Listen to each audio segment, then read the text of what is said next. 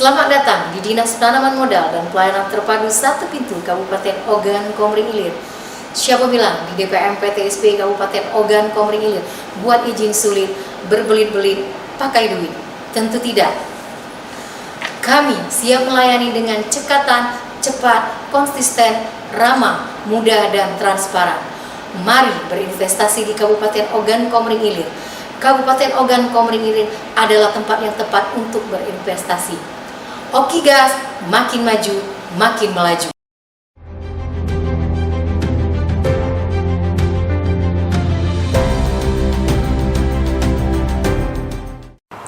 Assalamualaikum warahmatullahi wabarakatuh.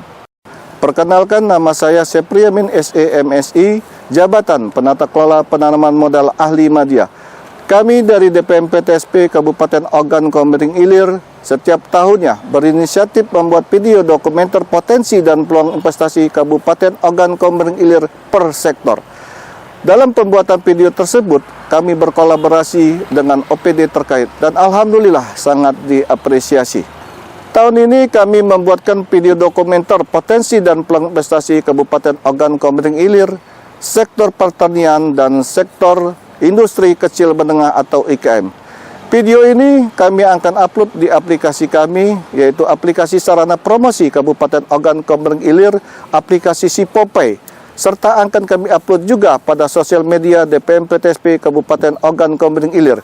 Sipopay adalah sistem informasi potensi dan peluang investasi Kabupaten Ogan Komering Ilir.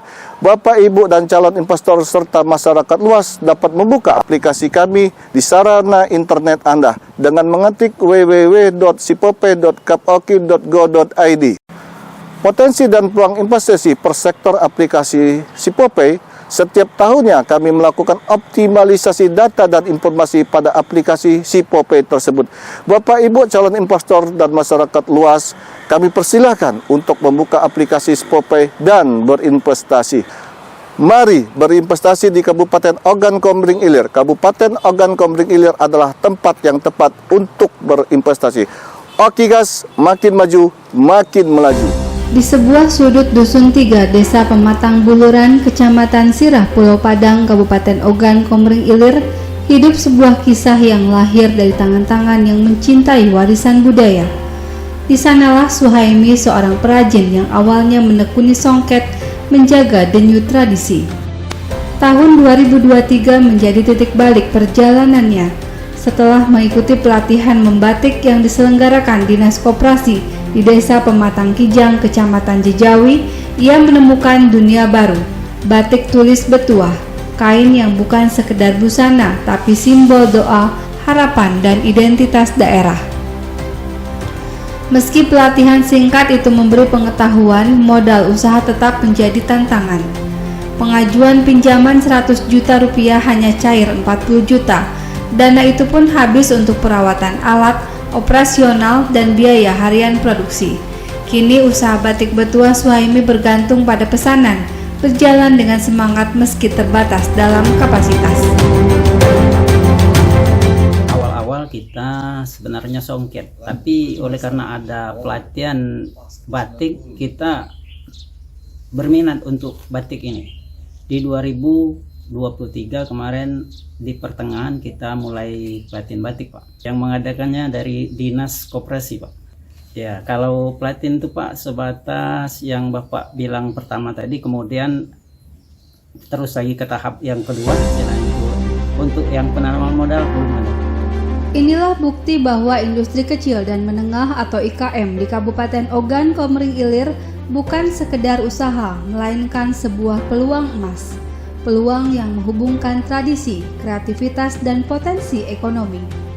Bayangkan jika produk batik khas Oki seperti batik betuah ini mendapat dukungan investasi, maka nilai tambahnya akan berlipat ganda seperti membuka lapangan kerja baru, menggerakkan ekonomi desa, dan membawa nama Kabupaten Oki ke pasar nasional hingga internasional. Prosesnya membutuhkan ketelitian luar biasa, mulai dari menggambar desain motif, melowong, isen-isen, hingga proses pewarnaan dan penjemuran. Ada yang dibuat dengan cara ditulis, ada pula yang dicap. Bahkan ada kombinasi keduanya menghasilkan corak yang unik dan khas. Membuat batik tulis bisa memakan waktu 2 minggu hingga 1 bulan, tergantung tingkat kerumitan motif. Sementara batik cap, meski lebih cepat, tetap membutuhkan keterampilan tinggi dalam mengecap, mewarnai hingga melorot kain agar indah dipandang. Mari kita lihat bagaimana proses panjang itu berlangsung. Batik tulis lebih rumit sekaligus lebih halus. Diawali dengan membuat desain motif di atas kertas, ada yang langsung, ada pula yang menjiplak. Kemudian proses ngelowong, menarik garis-garis batas.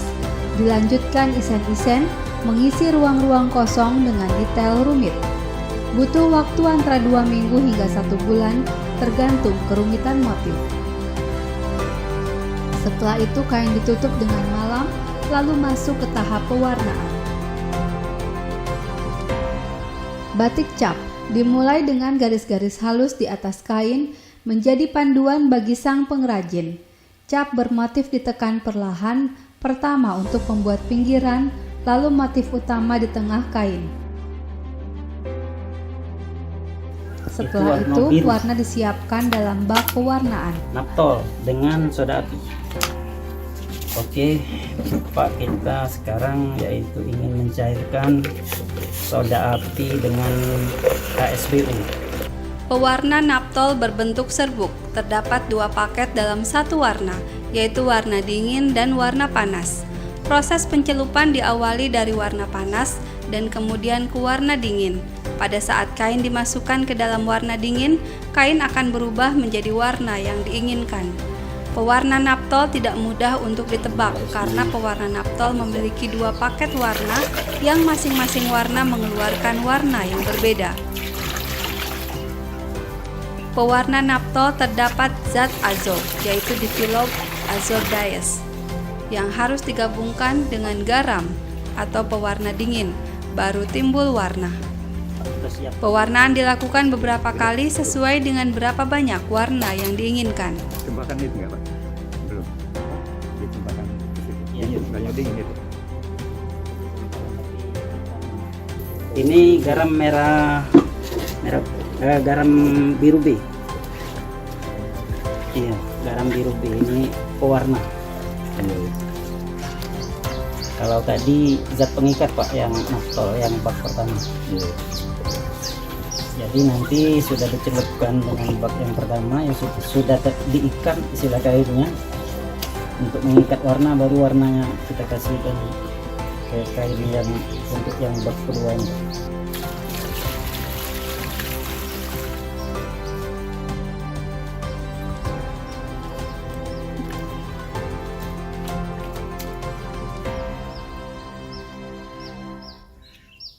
Kain dicelup, diangkat, ditiriskan, lalu dicelup lagi, berkali-kali hingga warna benar-benar meresap.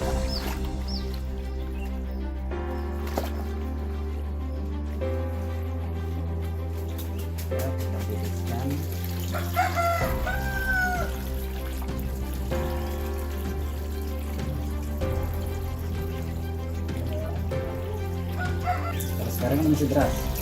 Nanti kita tunggu sampai menetes, bisa dihitung 1, 2, 3 gitu, baru bisa dicelup di sini.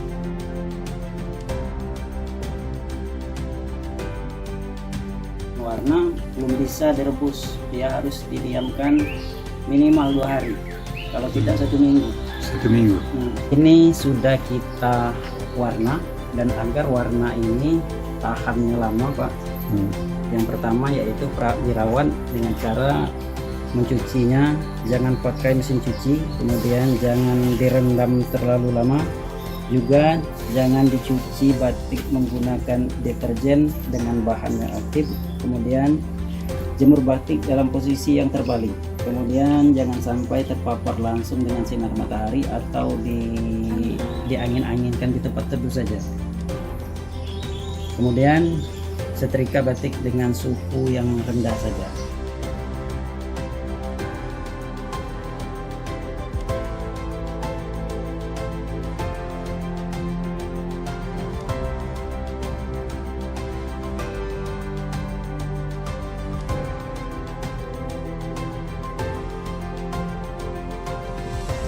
Setelah cukup, kain direbus dalam air mendidih untuk meluruhkan lilin batik. Dicuci bersih, lalu dijemur di bawah sinar matahari. Sebuah proses yang tampak sederhana tapi syarat ketelitian.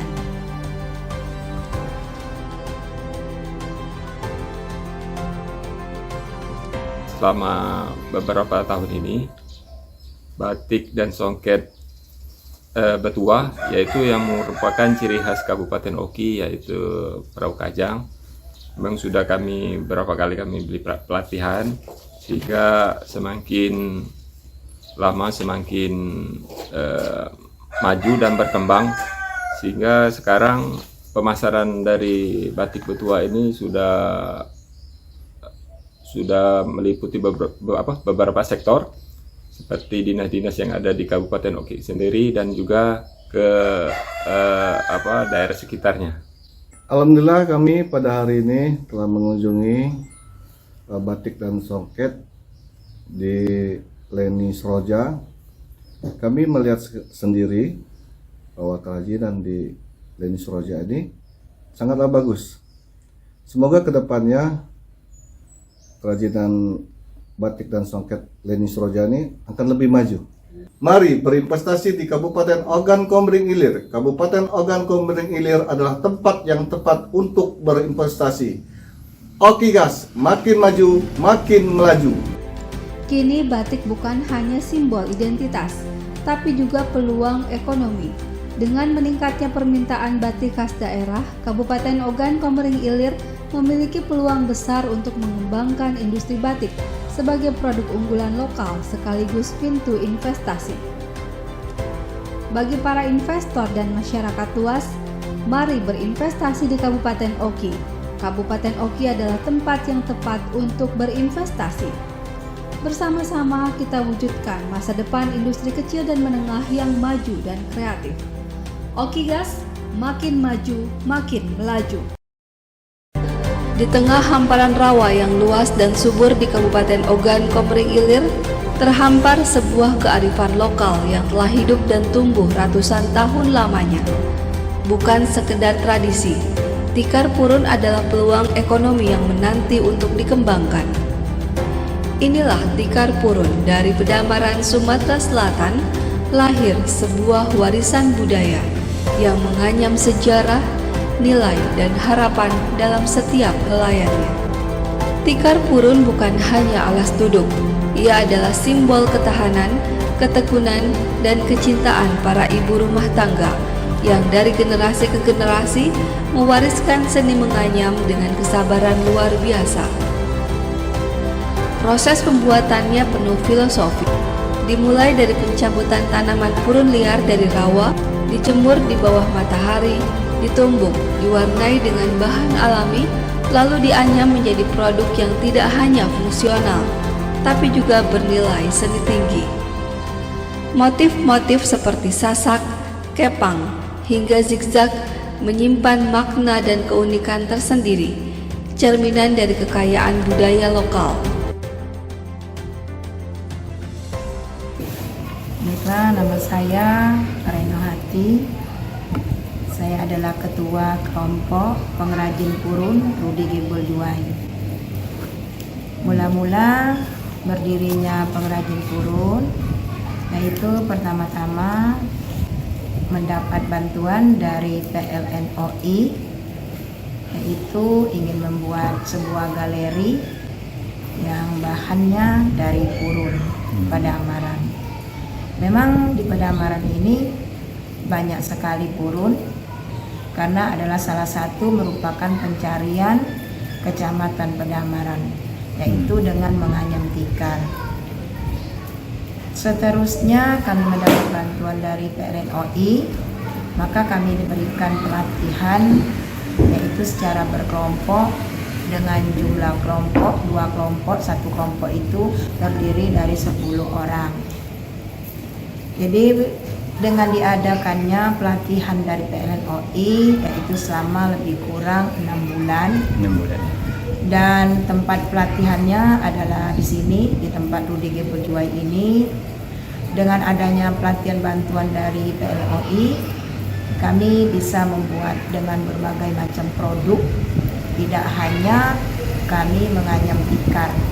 Jadi produk-produk itu hampir 20 produk yang bisa kami buat, yaitu salah satunya peci, tas, sandal, seterusnya kipas, dan yang lain-lain. Nah, dengan adanya produk-produk itu, kami bisa perkenalkan diri dengan membuat IG. Dengan produk-produk itu, kalau tikar itu hanya dijual per lembar 10.000.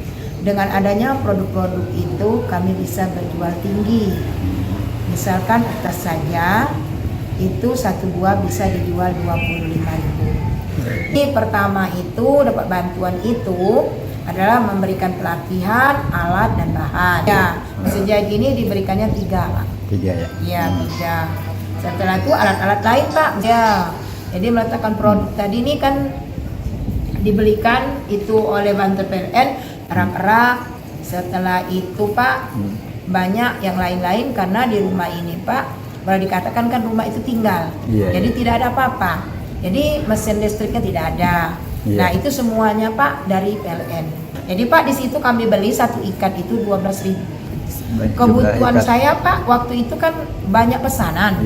Jadi karena banyak pesanan terus saya beli sampai 20 ikat langsung ke rumah. Jadi di pertama, Pak, langsung ke rumah itu kan masih basah purunnya. Karena dari rawat tadi. Jadi lebih kurang, Pak, 20 harian cara proses pembuatannya baru bisa dijadikan produk. Pertama pengelolaannya, purun itu kita keringkan. Dikeringkannya, Kak, Pak, bisa di tempat belakang kami ini ada kan garang-garang kayu, Pak, atau bisa juga ditaruh di tanah. Nah, yang penting dapat sinar matahari. Untuk pencelupannya itu tergantung kita membutuhkan, Pak. Kalau kita pengen pewarna, maka itu kita beli yang namanya bahan kimia kesumbo. Nah, cara menyumbo itu setelah purun itu dikeringkan, kita tumbuk itu alatnya, Pak. Setelah kita tumbuk, baru kita jerangkan air sampai mendidih. Setelah mendidih, kita masukkan zat kimia itu tergantung warna apa yang kita suka. Misalnya kita mau bikin warna merah, maka zat kimia tadi adalah warna merah. Setelah diaduk rata, baru kita celupkan purun yang sudah kita tumbuk, baru kami bisa produksi. Nah, itu masalah penjualannya, Pak. Yang selama ini itu penjualannya sudah sampai ke Batam, Pak. Sampai ke Batam. Tapi di Batam itu, Pak, barang kami dibawa oleh Dinas Perdagangan. Oki, Dinas Perdagangan Oki. Jadi di sana kebenaran, Pak, ada pameran. Nah, jadi pameran di situ, bawa barang kami di sini, dibawa ke sana. Ternyata penduduk negara sana banyak yang suka karena keunikan bahannya tadi, Pak. Di Batam tadi. Nah, jadi alhamdulillah, Pak, barang kami di sini banyak terjual. Nah, itu, Pak, membawanya itu waktu itu Pak Legian. Yang kedua, Pak, itu dikenal oleh PLN sendiri. Ya, jadi PLN itu membuat souvenir. Nah, buat souvenir itu barangnya dari sini, Pak. Barang kami ini terjual di Bank Sumsel Provinsi. Jadi untuk souvenir juga. Hotel Santika itu buat sendal, itu ada sendalnya di situ. Jadi sudah ada program dari pemerintah yaitu KUR. Memang produk Ibu Retno Hati yaitu Rude Gebel 2 ini sudah banyak yang peminatnya. Memang seringkali kami memesan untuk dalam rangka body bag untuk HUT Kabupaten Ogan Komering Ilir, terus untuk souvenir juga, dan juga kami bawa ke pameran-pameran yang diselenggarakan oleh pemerintah baik untuk provinsi maupun pemerintah pusat. Jadi kami sering membeli dan membawa produk-produk Rude Gebel 2 ini. Bahwa di sini produk yang ditawarkan untuk dijual itu sangatlah bervariatif. Menurut kami sudah cukup bagus. Harapan kami semoga depannya Rude Gebel 2 ini akan lebih maju lagi dan bisa produknya untuk terjual di nasional maupun di tingkat internasional. Mari berinvestasi di Kabupaten Ogan Komering Ilir. Kabupaten Ogan Komering Ilir adalah tempat yang tepat untuk berinvestasi. Oke gas, makin maju, makin melaju. Pada tahun 2018, Tikar Purun Pedamaran diakui sebagai warisan budaya tak benda Indonesia oleh Kementerian Pendidikan dan Kebudayaan Republik Indonesia. Sebuah pengakuan nasional yang membuka jalan bagi nilai lokal untuk menembus pasar global. Kabupaten Ogan Komering Ilir, Sumatera Selatan bukan hanya kaya akan sumber daya alam, tetapi juga memiliki industri kecil dan menengah atau IKM yang berakar pada tradisi, budaya, dan kreativitas lokal. Dua di antaranya menjadi ikon yang siap dikembangkan bersama investor. Pusat Produksi dan Galeri Purun Rude Gwebel Juai terletak di Jalan Merdeka, Dusun 2, Desa Pedamaran, Kecamatan Pedamaran, Oki. Produk unggulan yaitu kerajinan tikar purun, tas, hingga aneka anyaman ramah lingkungan. Purun tumbuh alami di rawa-rawa Pedamaran menjadi bahan baku berlimpah yang diolah masyarakat dengan kearifan lokal. Potensi ini membuka peluang besar bagi investor untuk mengembangkan ekonomi kreatif berbasis lingkungan yang bernilai ekspor. Informasi lebih lanjut dapat menghubungi Ibu Renohati di 0813 6866 3253. Batik Betuah Leni Seroja terletak di Dusun 3, Desa Pematang Buluran, Kecamatan Sirah, Pulau Padang, Oki. Produk unggulan yaitu batik tulis, batik cap, dan kombinasi kasoki. Motifnya unik, syarat filosofi lokal, dan dibuat dengan keterampilan tangan yang terjaga turun-temurun. Dengan dukungan investasi, batik Betuah dapat berkembang menjadi brand unggulan daerah yang mampu menembus pasar nasional hingga internasional. Informasi lebih lanjut dapat menghubungi Bapak Suhaimi di 0852 6794 0122. Mari berinvestasi di Kabupaten Oki. Kabupaten Oki adalah tempat yang tepat untuk berinvestasi. Oki gas, makin maju, makin melaju.